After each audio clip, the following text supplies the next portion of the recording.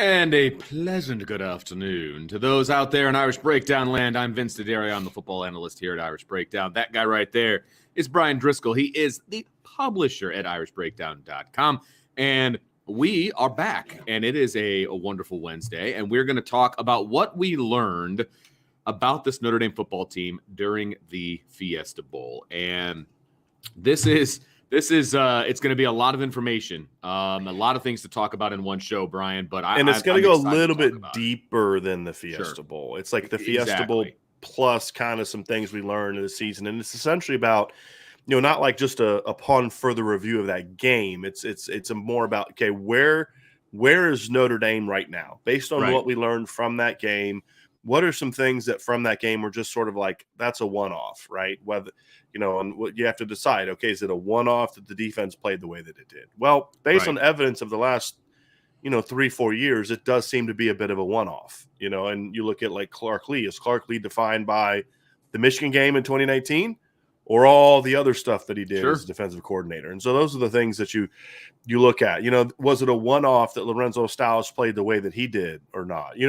We think one is a one-off and the other one we think is the beginning of things to come, right? So that's how you have to evaluate, and you have to be honest. Like, look, this is what we saw. What do you think this is? What do you think this means? So it's more about where Notre Dame is based on what we saw, combined with what we saw really kind of all season, and then point to where Notre Dame needs to get to based on what we saw from that game.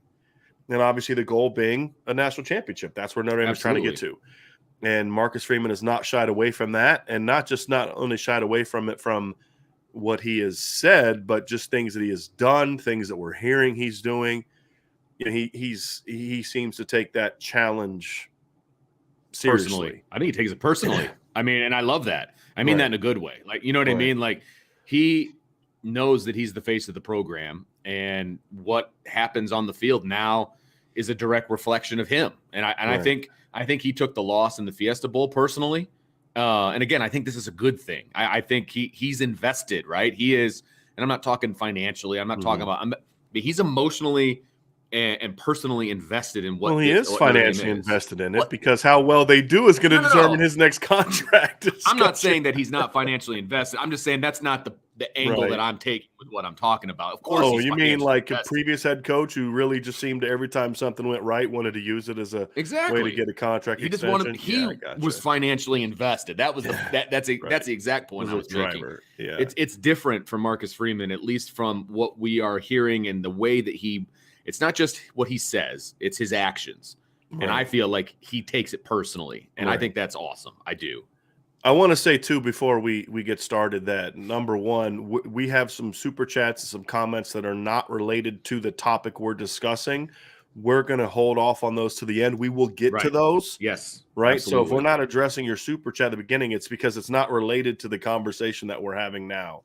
And so we'll either hold off onto it till we get to a part of the show that we have planned that does discuss that. So we have a one about the secondary. We'll wait till we get to that part and then bring it up, and some others that really have nothing to do with the show today, which is cool. It's fine. We'll get to that at the end. We always open it up for questions and other comments. So we'll get to those things, but I just want to first address, not ignoring it, the fact that we're first going to get to this part first. Yes. And absolutely. that's going to be the key. So Vince, I just want to get to that because I saw a couple super chats pop up that no, it's important. We want everybody to understand we love the super chats and we love to talk about different things. It's just we've got a topic today and we're going to stick to it, and then we'll come back and go from there. So let's start with the offense, Brian. Let's talk about, number one, what we saw from the offense in the Fiesta Bowl. And you mentioned it in the open. One side of the ball we think is a one-off, one is what we think is a springboard into what the future could potentially look like for Notre Dame. So we definitely, the offense, not mincing words, the offense would be the springboard side of the football. And what we saw in the Fiesta Bowl, there was a lot of good, and there was some negative as well. But let's start with the good, Brian. Let's start with the positives that you can take from the Fiesta Bowl and overall. I think the biggest thing for me from the game is it showed just how explosive this offense can be. We talked before the game, like, there's no way Notre Dame, we're just hope they get from 27 to 30. Yeah. We're thinking that's going to be great, and that's enough. Right. And they put 28 at halftime on defense, and it was scheme, it was execution, it was guys making plays, it was talented players making plays, and you saw them spreading the ball, all the things we've talked about, a ton of RPOs in the first half, just getting the ball out. Yeah. Getting the ball to your running backs out of the backfield, getting the ball down the field, attacking down the field. I mean, everything that we wanted to see, we saw. And I mean, they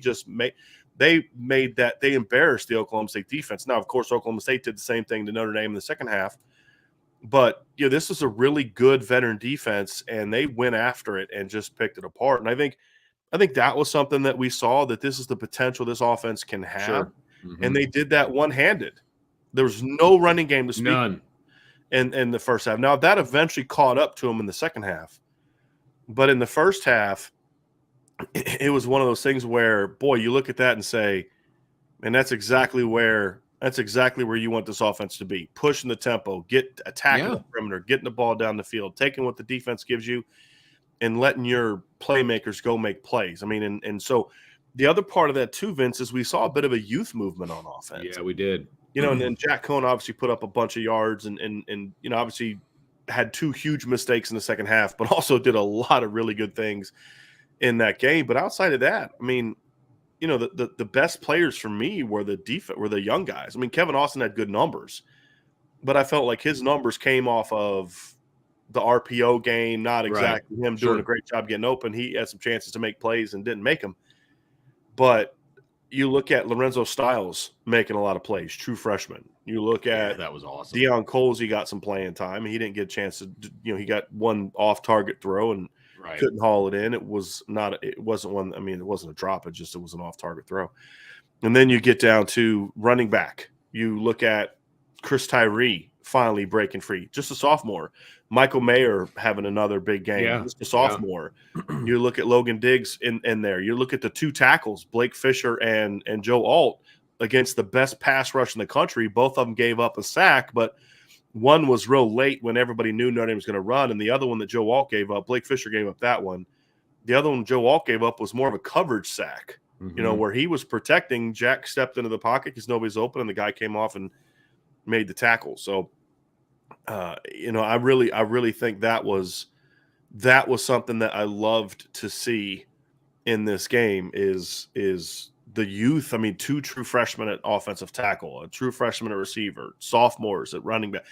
This group is all basically going to come back almost entirely together, with one exception of Kevin Austin, which we addressed. I have an article about that on irishbreakdown.com today about, how do you replace him?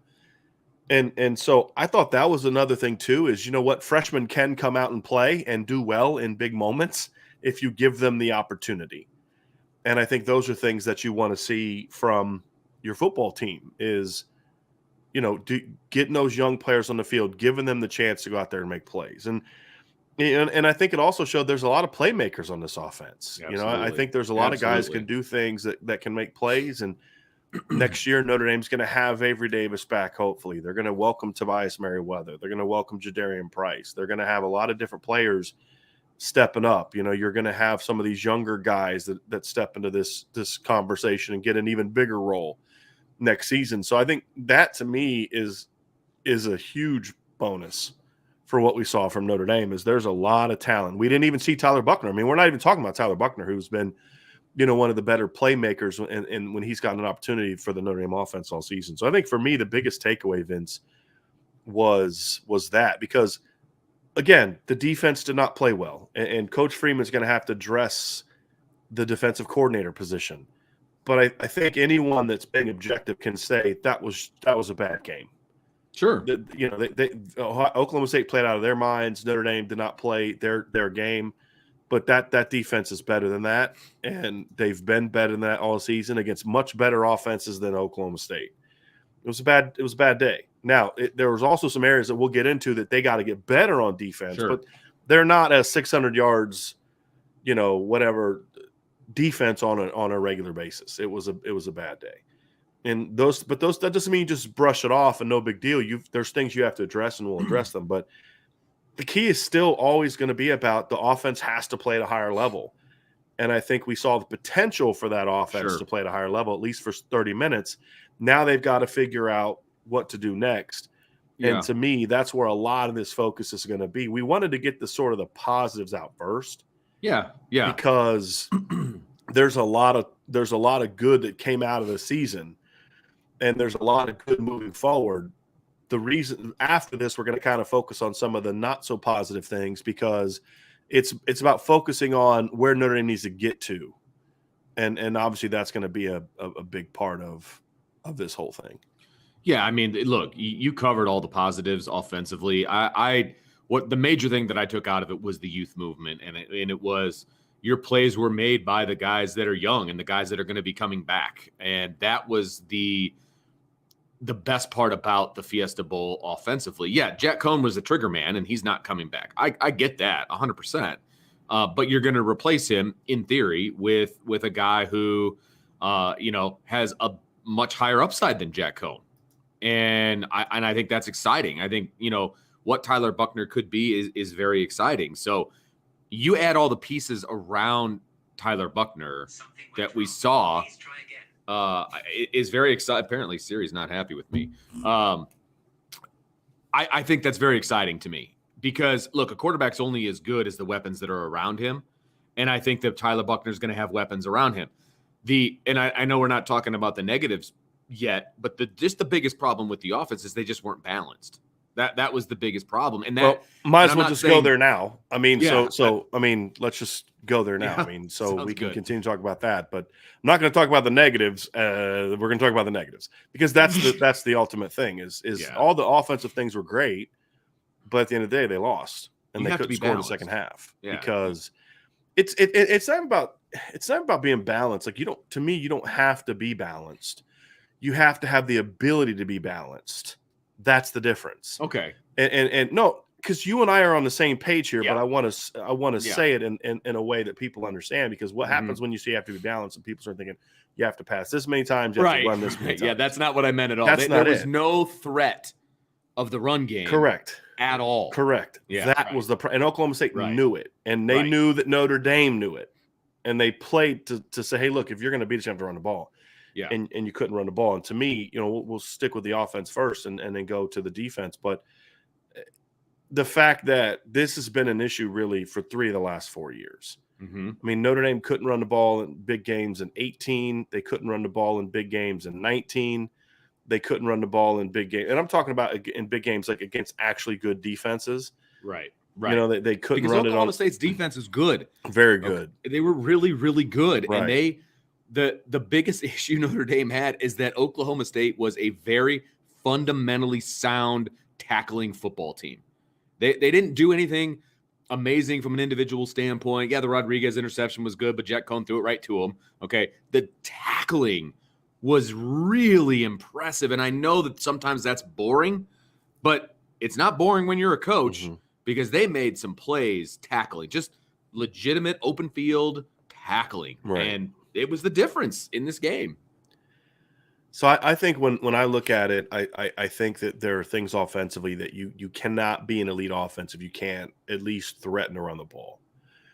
And I was just texting with a buddy of mine before the show, and I was like, man, could you imagine what that game would have looked like if you had a Harry Hiestand coached offensive line? Exactly. And look, Notre Dame has good running backs. Right. I have faith in Logan Diggs and Chris Tyree. And like one of the criticisms of the game was, Logan Diggs was dancing too much. And he was. He was. But that's a byproduct of what has worked for them all year, because the holes aren't there. He watched Kyron Williams do that all year. And himself. He had success doing that. You're right. When he played. Right. And it was like, there's no hole, so let me go do this. Well, if you remember correctly, Logan Diggs' first career snap came against Virginia Tech. He didn't play against Wisconsin and Cincinnati and Purdue, the three best defenses they played in the regular season. So for Logan Diggs, everything he did in the bowl game that didn't work is stuff that worked for him the previous 6 games. Good point. That'll be a lesson for him to say, hey, look, there's a time and a place for that, but there's also a time and a place to put your foot in the hole, put in the ground and say, get the 2 yards.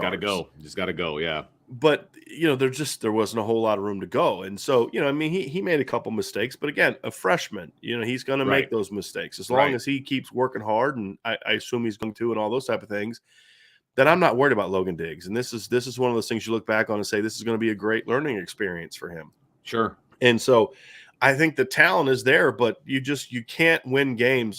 And here's the other thing, because this is why I say you don't have to be balanced, is Oklahoma State in the first half played Notre Dame like a team that can run the ball. Sure. Because that's been the MO of Notre Dame. And they were a good running team in the second half of the year against bad defenses. Well, they didn't play any of those teams, and so I don't think there was necessarily any context for them on how bad those defenses were. Right. And so they did a lot of things where they were putting numbers in the box and their safeties were coming down. They were really key in the run game, and Notre Dame took full advantage with the RPOs, with the plays down the field, things like that. But once they realized they were kicking Notre Dame's butt up front in the run game, they backed off. They played more aggressive their corners. They did more drop 7. They did some drop 8s and basically said, you can't run it on us. We know you can't run it on us. You know you can't run it on us. And Notre Dame knew it too, and there's nothing they could do.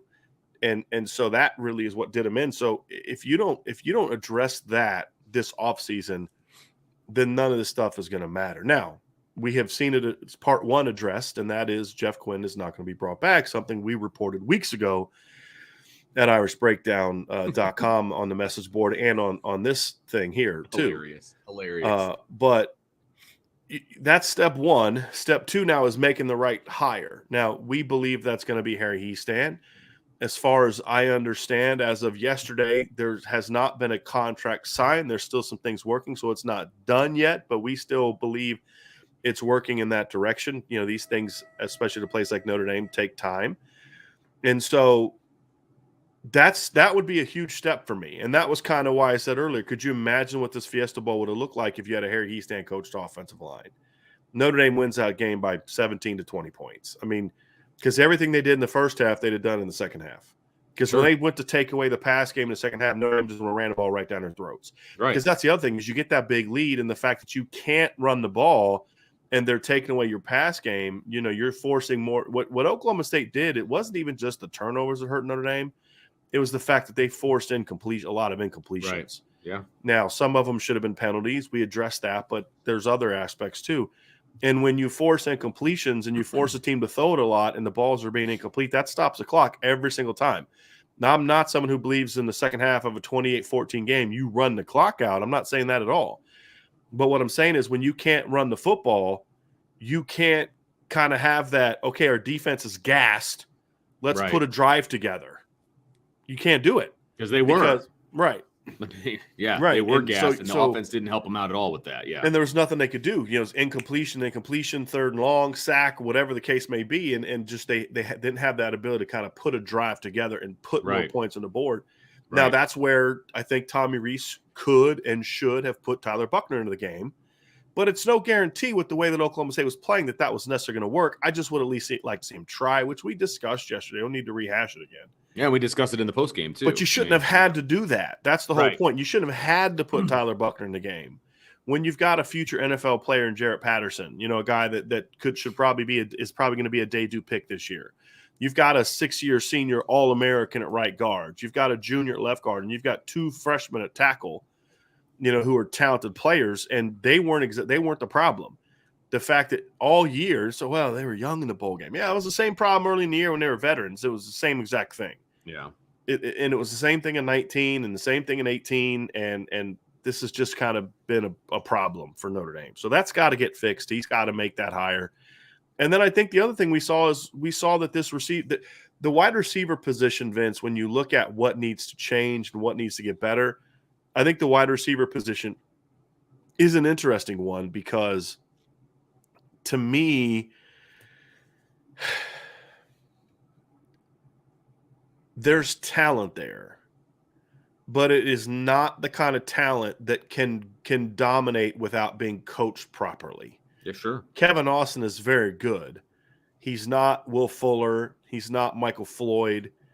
He's not even Chase Claypool, in my opinion. He's very talented. I think he's a better prospect than Miles Boykin is. I think had he returned next year, he could have been a stud and been maybe a late first round, but definitely a second round pick. But he's not so good that he can just go out there and dominate because he's just his presence. He's not fast enough to do that like a Will Fuller. He's not big and strong enough to do that like a Michael Floyd or a Chase Claypool. And the same thing with Braden Lindsey. Braden Lindsey's dynamic, but if you're getting punched in the chest and you can't stop it, you're not going to ever be fast. When you have to run 7 feet around a guy to get around him, guess what? No, that's a fast. win for the defense because your whole, you're going laterally, not vertically. Because you can't separate. And then you lack separation and there's time involved. And the quarterback can only throw the ball so far. You're not asking him to run a 200-meter sprint and then throw the ball because that's never going to happen. You have to get separation at the line of scrimmage and then pull away. And when you're going 7 feet to go around, just like you mentioned, and they actually highlighted it on the TV copy, him getting so wide, not only is he not getting separation, but he's also preventing, he's making the window smaller for Jack Cohn to throw the ball into. Both of those things are negatives in the pass game. Those things have to get addressed. Yeah. And they don't hurt you. And we've said this all along. They don't hurt you in the games where you're playing against inferior opponents. But when you're playing against the better teams in the schedule, these are the things that can pop up.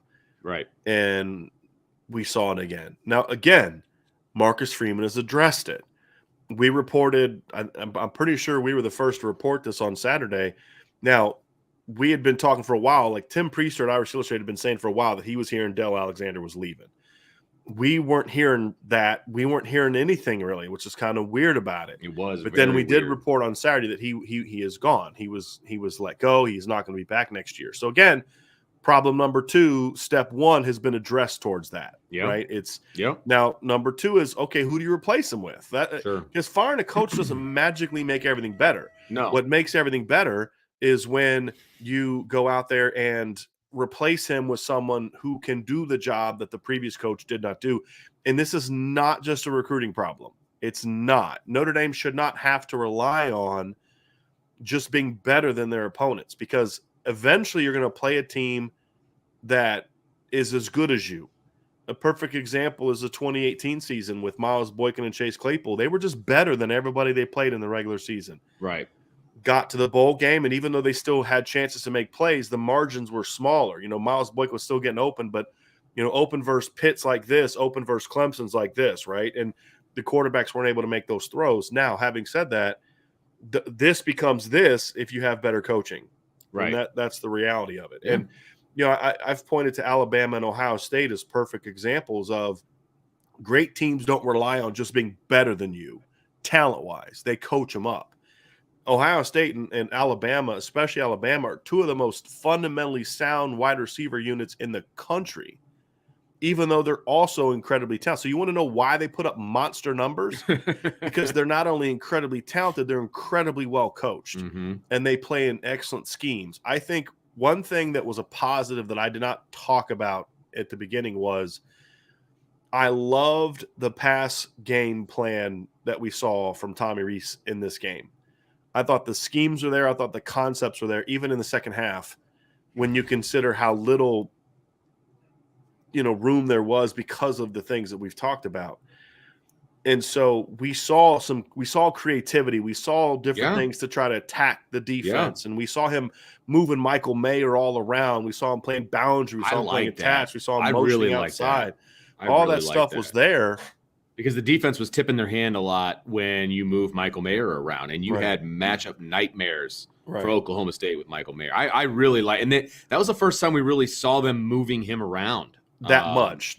We've seen him do like normal motions back and forth, but I mean he was booming out.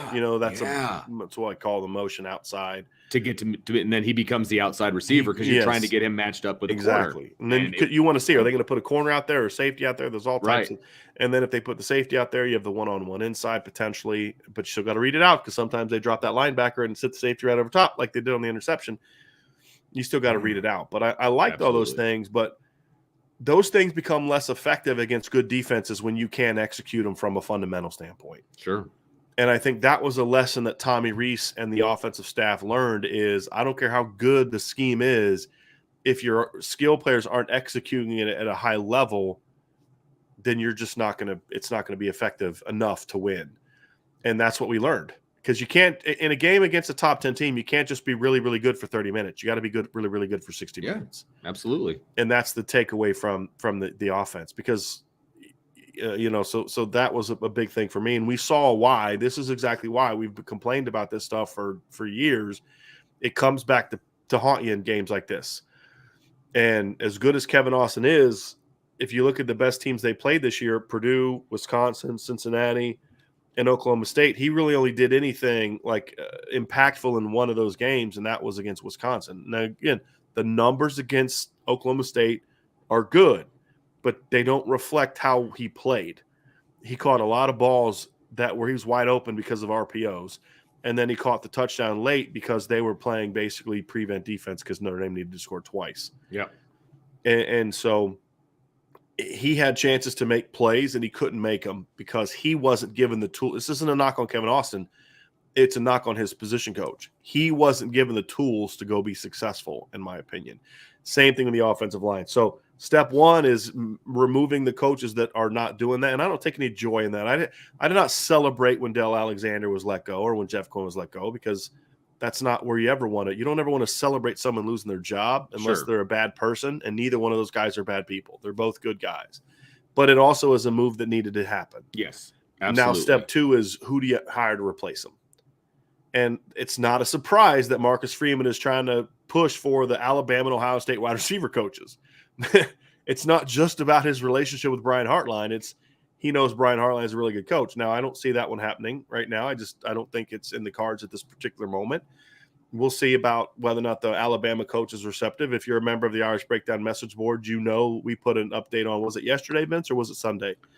Monday. Wide receivers, it was Monday. It was Monday. Yeah, I believe. Put it out that he's one of the guys that Notre Dame has had some conversations with. Now, whether it'll happen or not, we don't know, but they're at least talking. And that's the thing I love about it is he's shooting for the stars, Vince. He's not just there's same with recruiting, right? I mean, it's the same idea. Go get the best. Absolutely. Like, hey, talk to your people. Who are the best wide receiver coaches?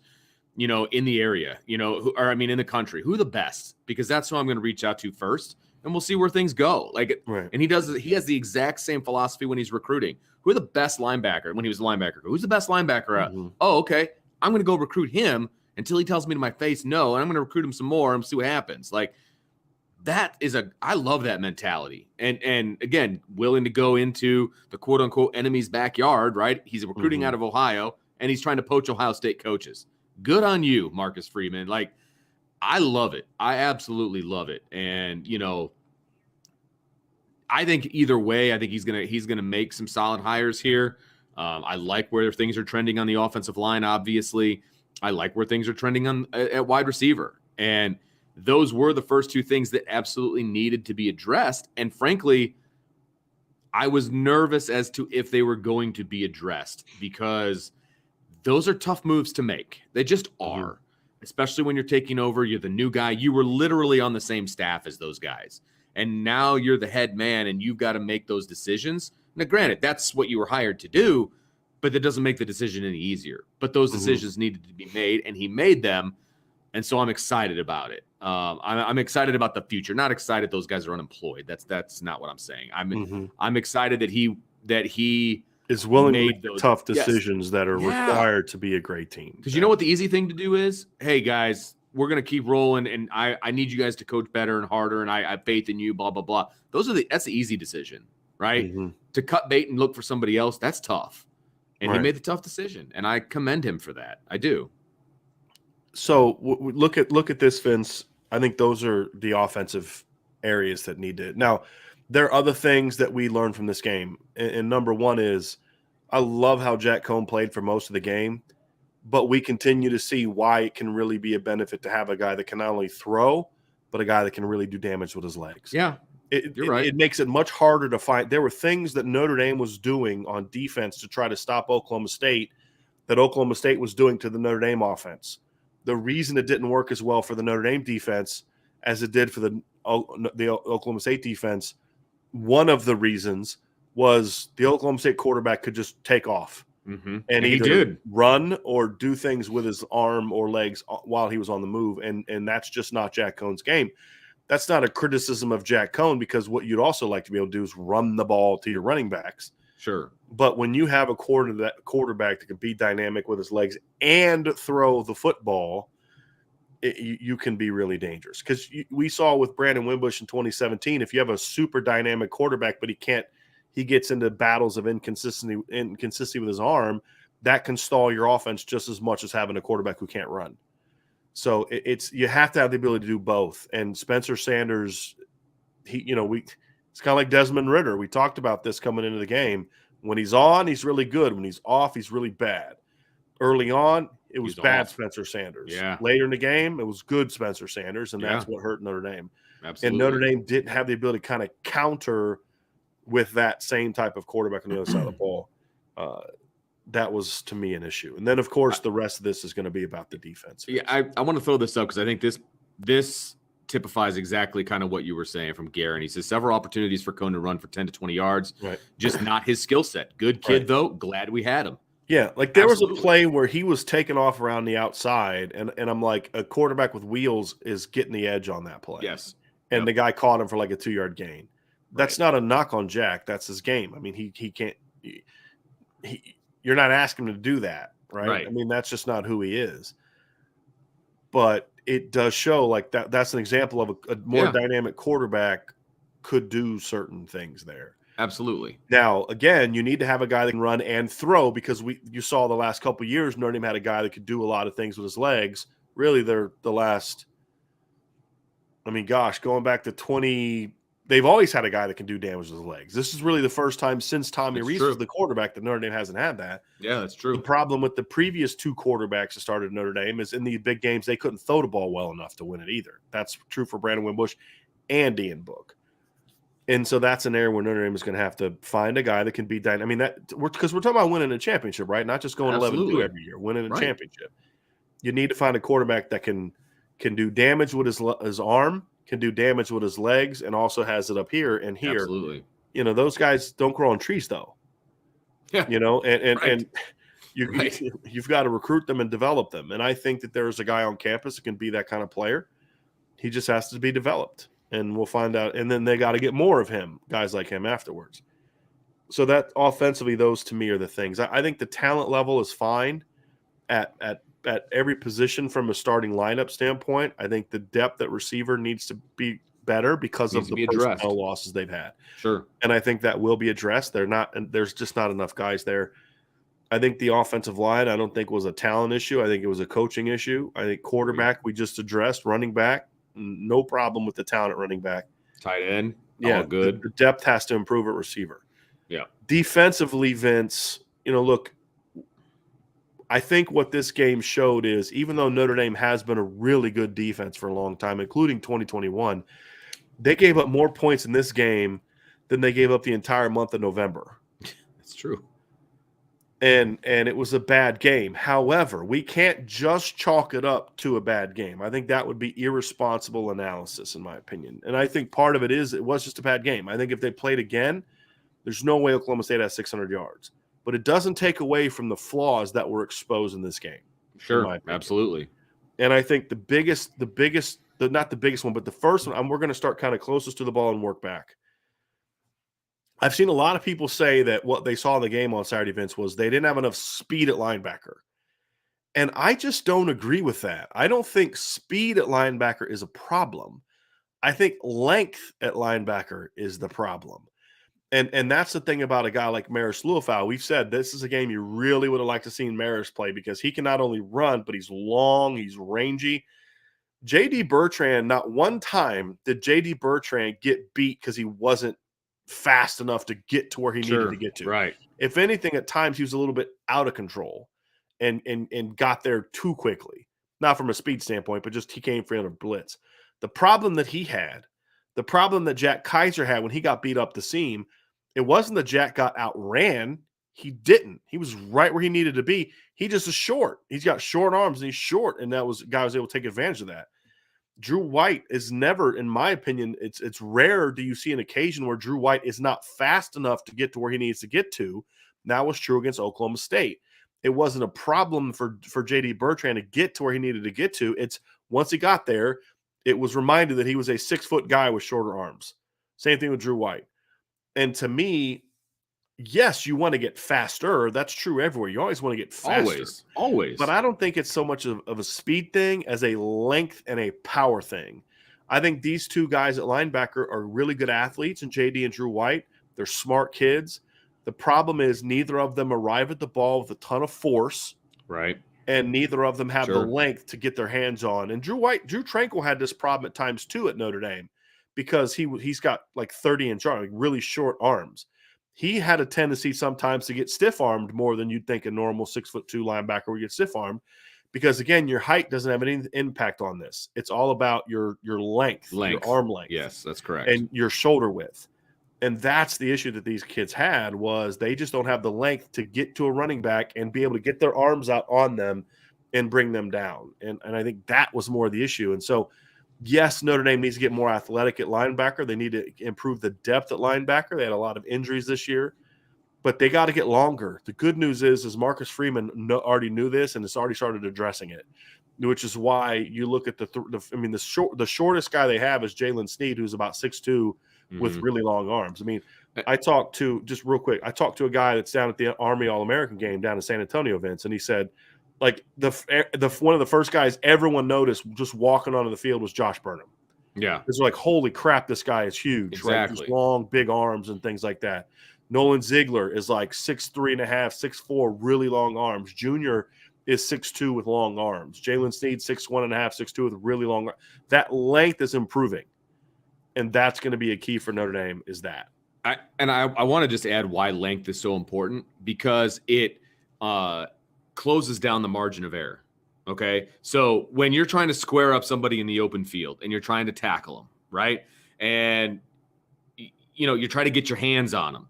If they juke you or they get outside of you or whatever, and you've got short arms, it's easier to get away from you. If you have long arms, you're wider, you have more everything, right? It's easier. The margin of error is smaller. So you have an opportunity to, if you make a mistake, it's okay because you can overcome that mistake because of your length. That's why it is so important, especially in open space. Look, the Notre Dame linebackers had no problem getting to where they needed to go on time. That wasn't the issue. It was a lot of times breaking down in space and making those tackles. Well, if you've got longer arms, you got broader shoulders, you have an opportunity to, there you go. Wheezing the juice. I love this. It widens the strike zone. 100%. That's exactly what I'm saying. That's perfect. And thank you for the baseball analogy. I appreciate that as well. But that's 100% exactly what I'm saying. It widens the strike zone. Because if you try to stiff arm me with your 31-inch arms and I'm coming at you with my 34-inch arms, I'm still getting my hands on you. Yeah, exactly. If you stiff arm me with 34-inch arm and I'm trying to tackle you with 30-inch arms, I'm getting stiff armed. I mean, it's just the reality of it. And I think there's also a power aspect to that too. For sure. They got to get stronger there, a little bit more beef there. So I think linebacker position is one that needs to be improved, which is not a shocker. And then the other one is, I think if there's one position on the team right now that lacks the top to bottom talent to compete for a championship, it's the secondary. Yep. And I think that was exposed on Saturday. Look, Clarence Lewis is a good kid. We've talked about this. He's a young player, still just a sophomore. But there's a reason we've talked about him needing to be a safety, because name me another top 10 team that Clarence Lewis is playing for. Sure. And my thing is, like, I think it says a lot about Mike Mickens that he's able to get a converted receiver in Cam Hart to play at the level he played at. I had people tell me, like, well, of course they got burned. They didn't have Cam Hart in the game. Like, Cam Hart played the whole game. Played the whole game. Except for and like I didn't see him. Exactly. Because and that series, they've been doing that all year. They've been rotating. Right. 100%. But I just kind of got a kick out of that because it's like, yeah, exactly. You didn't see him because they never went at him. I mean, there's one time they went at him and he came up on. I think he fell down on a deep shot. He was in good position and fell down on a deep shot. But other than that, they didn't go at him because they knew that guy's really good. And then Clarence Lewis, again, I like Clarence. I think Clarence has a chance to be a solid player. But name me another top 10 team where he's your starting boundary cornerback as a sophomore. There isn't one. And that's because they've had too many misses in the recruiting. Right. They've had too many years where they didn't sign corners, too many years where they signed corners who didn't stick, guys who didn't pan out. And it's cost them. It's really cost them. And they weren't able to get the young guys going this year. This is going to be a big point of emphasis moving forward. Absolutely. You've had 2 good recruiting classes in a row. Now you got to coach those kids up, and then you need to keep adding onto it. And you've got to start getting some higher level talent. Now, I don't care if it's a top 50 recruit or a guy that has the potential to be a top 50 recruit. The talent has to be there. And that's an area to me, Vince, where it was glowing in this game that there was nothing there was no player they could put in. There was no button they could push to just say, we're got to be better there. Now, number one, this was a bad game for Clarence. He did not play well. Agreed. Alabama didn't burn him like that last year. Right. North Carolina didn't burn him like that. Clemson didn't burn him like that last year with Trevor Lawrence. He had a bad game. But it was a bad game that came out of the fact that he also just isn't a high-level player at corner, especially boundary corner.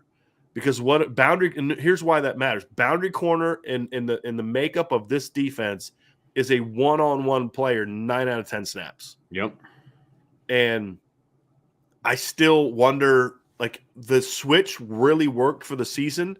But it'd have been nice if they could have been able to make a switch and put Cam Hart into the boundary and said, hey, look, for this game, this is what we have to do. There. Yeah. I think that stubbornness, or not stubbornness, but just unwillingness to make that move is something that I found to be concerning. Sure.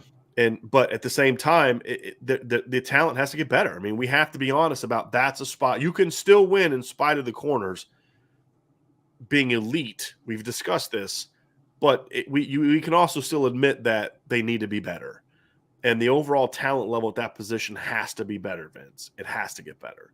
And if that doesn't get addressed, and it's already starting to be addressed. I mean, I think Benjamin Morrison is that kind of player. I think Jaden Mickey can be that kind of player. I think Ryan Barnes can be that kind of player. Philip Riley has a chance, but he's going to need more work. Chance Tucker is going to need time. I think he's got some upside, but I need to see where he is now. I think all those guys graded out a little bit higher to me than Clarence Lewis did, who I liked Clarence coming out of high school. But I always felt Clarence was going to be a guy that by his junior year was going to be ready to help you out, not as a sophomore and a freshman. Right. But he was forced into the action, and he stepped up, and for the most part, he battled. And that's why I get a little pissed off, I'm going to be honest with you, when I see people talking about take a scholarship away, that kid's this, that kid's that. That's ridiculous. We can criticize his play and still recognize the fact that the kid's playing his butt off and he's giving you the best he's got. It's just, right. It's kind of like Joe Schmidt. Like, we can criticize the player without, what's he supposed to do? Say, hey, coach, bench me. I suck. Right. Because he's had some good moments. And so that frustrates me because he's being thrust into a position and he's answering the bell to the best of his ability. The reality, however, is to the best of his ability is not good enough right now. And they have to do a better job. We can walk and chew gum at the same time. I've been saying that a lot lately. We can appreciate that Clarence is giving you everything he's got, and he's a good kid and he works hard and he does all that, and still say, but they got to get better. It's not an attack on him. It's just they got to get better because the evidence is there. It was there last year against Bama. It's there against Oklahoma State. It was there against North Carolina. The corner play as a whole has to get better. Now, this game was an anomaly in how badly he got beat so consistently. But, look, you think about how they're going to, the first game they're going to play next year, and you're going to have to face against Jackson Smith and Najigba. You're going to have to face against Marvin Harrison. I can't remember his name. I can't pronounce his last name. Emeka, the kid from Washington, who's a freshman, a 5-star player, who's going to step right into the starting lineup for Ohio State next year. They're going to be still really good at receiver. You're going to have better answers than just, I hope Clarence Lewis is okay. that can't be it. So I think to me, those are the areas of this football team where I say, we learned that, the teams are going to be able to game plan away from your defensive line taking over the game. They're going to be able to max pro. They're going to be able to move the pocket. They're going to be able to throw quick game. They're going to be able to, if you're going to go cover one, to just drop back and tell the quarterback, when you hit your last step, you just throw it up. Just throw it up and give your guys a chance. Now, I think that's something Tyree should learn a little bit from. I think sometimes it's okay to just say, hey, we got a one-on-one, let's take it. And with a better coached group of receivers, then we'll see that. Because there were times when Tommy Reese went to that. We saw that on the wheel route to Michael Mayer that he dropped. We saw that on the last drive that mattered, where he threw the one-on-one to Kevin Austin. It's just Notre Dame's receivers weren't given the tools to win those routes, and the Oklahoma State players were. So I think those are areas, Vince, too, where you've got to get a lot better. And again, that comes down to, Vince, the importance of improving your roster in the offseason from a recruiting standpoint, but also you've got to make sure you're finding the right answers when you hire new coaches. And, absolutely. Offensively, that's a big thing. Defensively, I think they have the right player in play, the right person in place coaching corners. There's no doubt in my mind that Mike Mickens is a really good cornerbacks coach. Just go look at Cincinnati, since he recruited and coached all the kids that are part of that great secondary. But now he's got to make sure that the system in place is there to help the players until he gets the right talent there, to where they can push some of the right buttons to make sure that hey, we see Clarence is being picked on, so we got to figure something else out. We can't keep blaming Clarence for getting beat one-on-one. We know they're going there, and we know he can't stop it. And so if he gets beat there again, that's on us, not him. Yeah. That's how coaches should look at this. Hey, you keep putting your left tackle in a position to block, the number one defensive end in the country, and he keeps getting whooped. Hey, that's on you. That kid's giving you the best he's got. He's just not good enough. That guy's better than he is. How about you help him out? That's your job as a coach. That's what you get paid the big bucks for. Right. And that was the one coaching thing that was really frustrating on Saturday. Was it's just like they kept hoping, like, gee, I hope Clarence can do it this time. And that's just not where you need to be. And that's a lot of the issues I had with the secondary, and of course I could echo everything that you just said. I thought the safety position, the tackling at the safety position, I didn't think was very good. And I thought the safeties, they did okay. I thought Henderson had a few nice plays. I thought Xavier Watts was okay. I thought he did okay. But man, this is where personally I missed.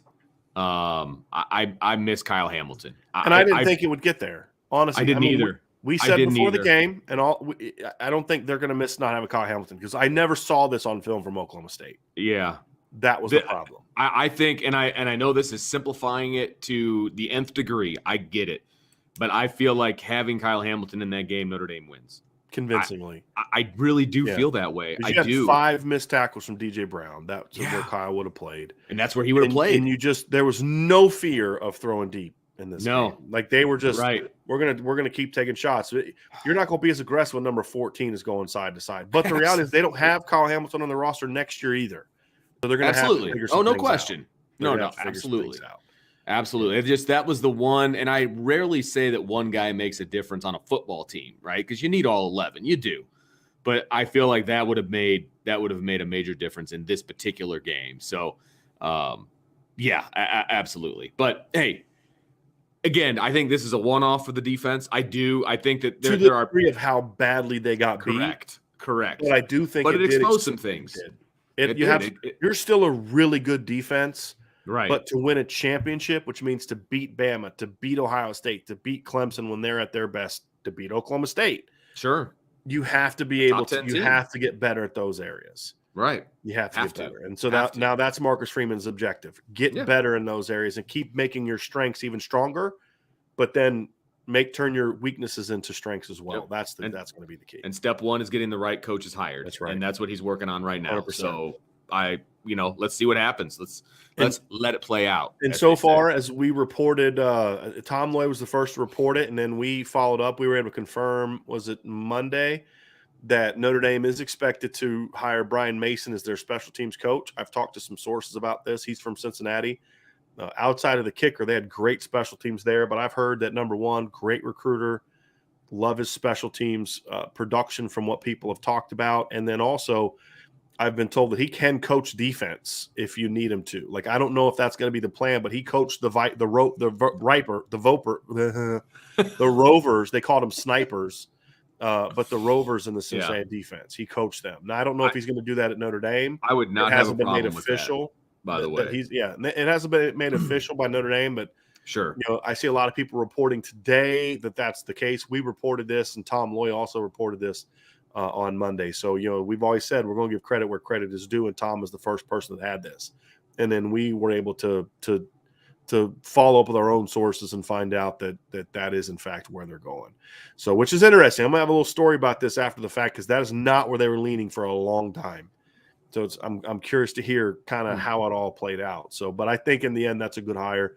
Still hearing about Coach Easton, and we talked about all the other things. So that's kind of where we are with the recruiting stand or the coaching standpoint. So, Vince, let's get to some super chats here. I want to pull this one up first here from Sean Kuntz. Wow. Yeah, usually don't get to listen, a huge super chat, Sean. Thank you so much. Don't usually get to listen live, but just a quick thank you for hosting at Marley's in Phoenix. That was such a fun time, by the way. So much fun.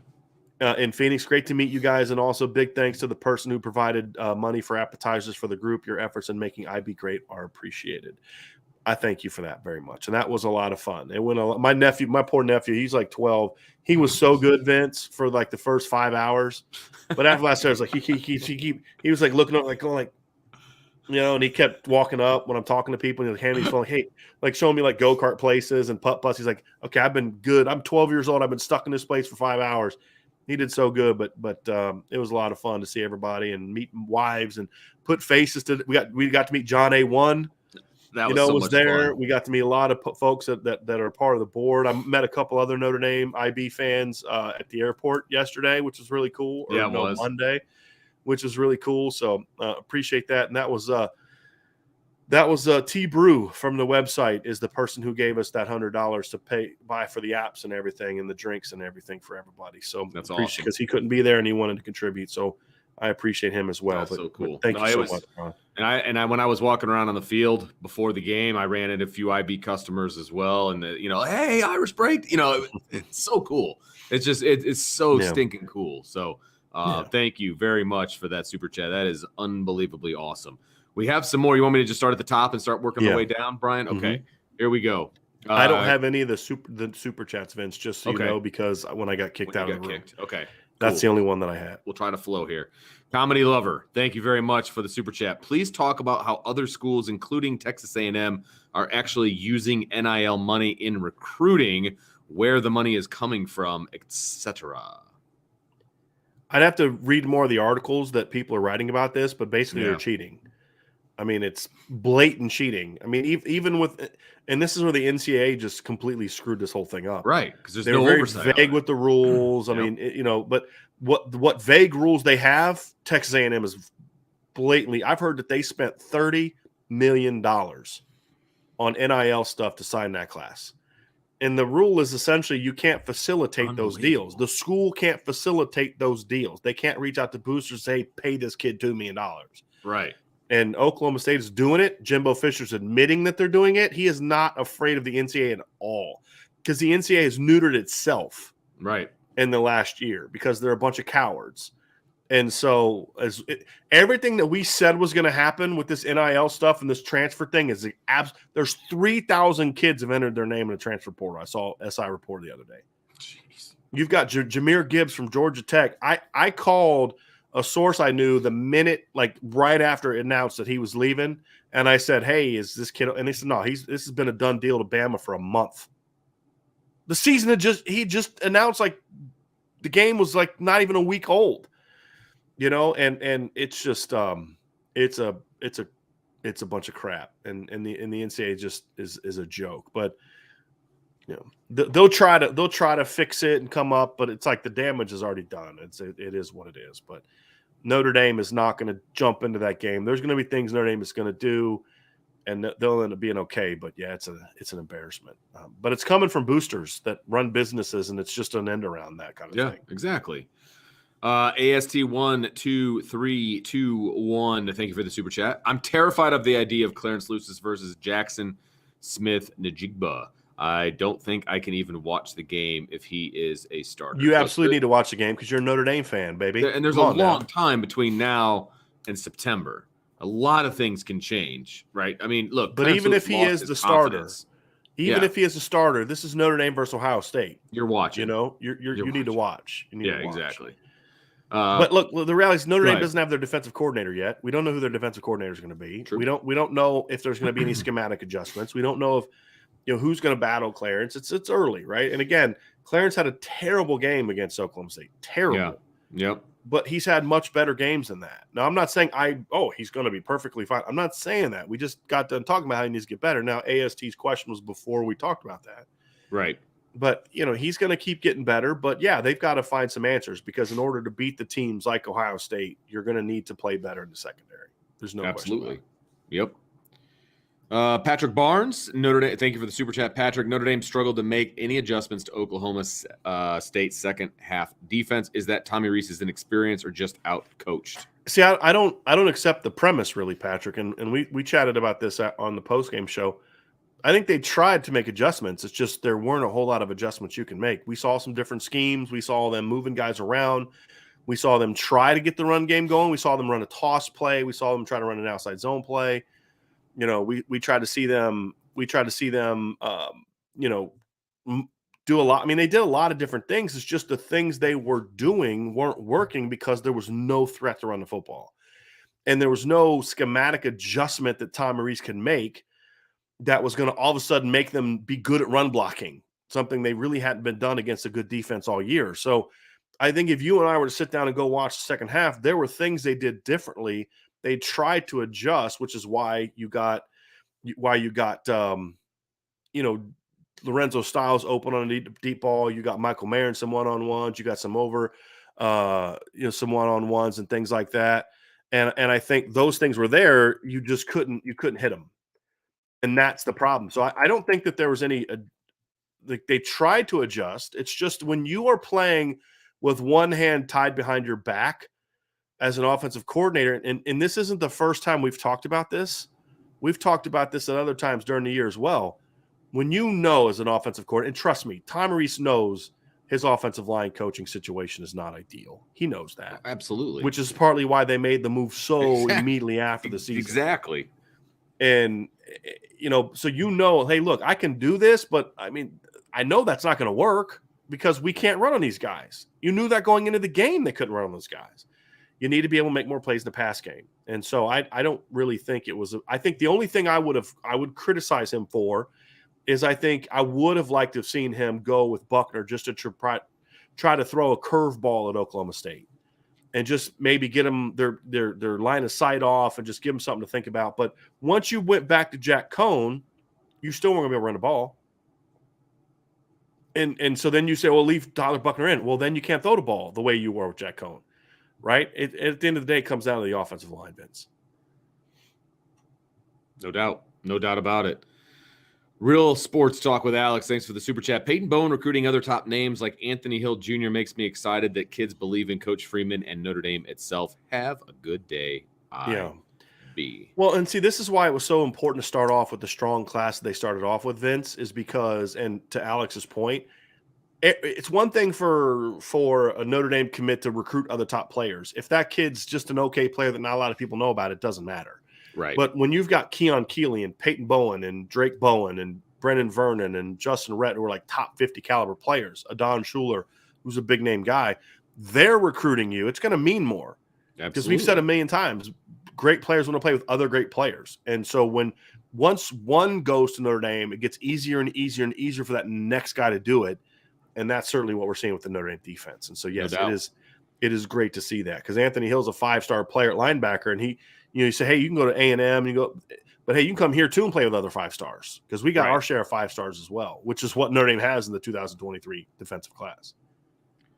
Michael from overseas, he says, somehow, thank you very much for the super chat, Michael. Somehow the game reminded me of Boston College, 41 Notre Dame 39, November 20th, 1993. Thank you for that look back into my misery of the past. He says, greetings from Germany. Go Irish. It was a little bit reversed because Notre Dame fell behind early big against BC. And crawled their way back. Crawled back. But, yeah, the finish was not ideal. No, it wasn't. Yeah, it was definitely not ideal. James, thank you for the super chat. All I want is the Boston College game versus Phil Djokovic to be in prime time. Yeah, I don't know if I doubt that that'll be a primetime game, to be honest with you, because the reason that they do the primetime games, James, is usually like it's built around kind of recruiting and a big name opponent or a big name opponent. And so I'm looking at their schedule and I'm thinking Clemson's going to be a night game and maybe the BYU game in Las Vegas, maybe, but I don't know. USC will be a night game. Well, that's on the road. So that won't. You're right. Talking about night games for home games. Home games. Gotcha. I think Stanford has usually been a night game because that's sort of that October recruiting weekend, bringing West Coast kids, that kind of thing. So, I mean, I don't know if Notre Dame necessarily wants to have a home game at night at the end of November. It gets cold, but, let's not. Yeah, so I wouldn't have a problem with it, James. I mean, I kind of like, that, but I highly doubt that was going to be there. But it's going to be a primetime game. It's going to be a primetime matchup. But, Notre Dame's going to have to continue to get better and better and better. And better to get there. Better. So, and we did have one. Colonel Klink's monocle is one person I met this weekend at the airport. So that was awesome. It was great meeting you. Said, Vince, how much money did you have to pay your principal to be allowed to record a podcast at school every day? It's an unspoken agreement. Like, he knows, and I know that he knows, but we've never actually talked about it because he's kind of a rule guy, and so like. If we ever talked about it, then like I might not be able to do it. So you're talking about it now? Okay. But I know he knows because other people have told me that he knows. So it's just like an unspoken agreement. And he's a great guy. I love my principal. And it's the reason I still work here. He's a great, great guy. Yeah. So now we're going to make kind of one last comment here before we get out of here. I would stay around, but I've got a little bit of a head cold. And I've lasted about as long as I can. My meds are starting to wear off. And so if I stay here much longer, it's going to be an ugly scene. It's going to be a lot of me wiping my nose, and I don't want to do that to everybody. So I did want to say this. Michael O'Brien says, to me, A&M is not really NIL. It's just paying for players. And some once-a-month text player endorses, gets his millions. It's a joke and abuse. You're 100% right, Michael. It's exactly what it is. Because he literally – and it's exactly what it is. They're not. It's not even like they're doing endorsement deals. They're just – we're going to pay you $1 million and you're, do this one stupid thing. And it's, it's not, seriously, it's not paying for their value, right? Like it's not paying market, like, so, it's capitalism. They should be like, that's not what this is. No, they're not getting that money because that's what the market calls for. They're getting that money to come play for us. It's an enticement to come play for us institution. And that's not what this is supposed to be. This is supposed to be once you're there, your market value and your market, it gets you a certain thing. And some of this money's being around. These kids aren't, if they were just with no enticement from Texas A&M, this isn't how it would be. Right. It was never meant to be that, but it was so obvious that it was going to be that, which is why we said they needed to wait a year, come up with some rules and do those type of things. And that's where they need to be. And Corey D had a super chat. Corey, I'm not going to pull that up. We're not going to address every single rumor that some random website that I've never heard of is addressing. Okay. So Corey, I know you're a member of the message board. If you want to ask me on the message board, we'll do that there. But look, if we have information about a coach being a legitimate candidate, we'll tell you. There's no question about it. We'll tell you, but I'm just not going to address every single coaching rumor that's out there. And right. Corey, like I said, you're on the message board now. I know you signed up the other day, so we can address those things there. And I've shared my opinion on those things on the board as well. So that's going to be it, Vince. So why don't you take us out of here for today's show? All right, everybody. Thank you so much for joining us on another edition of the Irish Breakdown Podcast. If you're watching us on YouTube, make sure you hit that subscribe button, hit that notification bell, give us a thumbs up if you really enjoyed the content, which I think you wouldn't have stuck around if you didn't. So make sure you hit that thumbs up. If you're listening to us on a podcast, make sure you give us a 5-star review and subscribe. We'd really appreciate it. Tell your friends. That's our best form of advertising, is tell your friends about us. That's how everybody seems to find us. So tell your people. We'd really appreciate that as well. We are going. That's great. We will obviously be back tomorrow. We'll be back all week. And of course, Friday, ladies and gentlemen, we are back for our Mailbag Friday, and that is when we will answer all of your questions. So make sure you check all that out, and we are really looking forward to. I look forward to Friday and Ultimate Salesman. That's right. That's why I have to sell my kids to get good grades around here. So yes, thank you for joining us, everybody. For Brian, I'm Vince, and we will talk to you next time on the Irish Breakdown Podcast.